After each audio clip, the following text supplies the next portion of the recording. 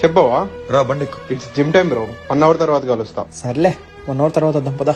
నన్ను ఇంటి దగ్గర డ్రాప్ చేసేయాలరా.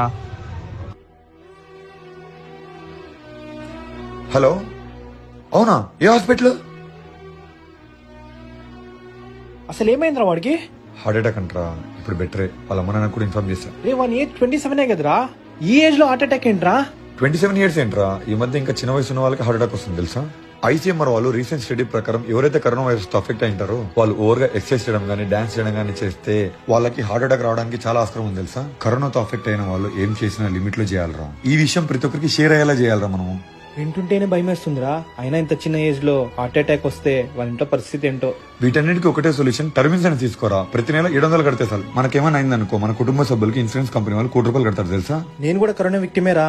నాకు కూడా ఏదైనా మంచి టర్మ్ ఇన్సూరెన్స్ ఉంటే సజెస్ట్ చేయరా. ఈ ప్రొఫైల్ బయోలో ఈ టర్మ్ ఇన్సూరెన్స్ లింక్ కనిపిస్తుందా? ఈ లింక్ ని క్లిక్ చేసి డీటెయిల్స్ ఇస్తే నీకు సూట్ అయ్యే బెస్ట్ టర్మ్ ఇన్సూరెన్స్ తీసుకోవచ్చురా.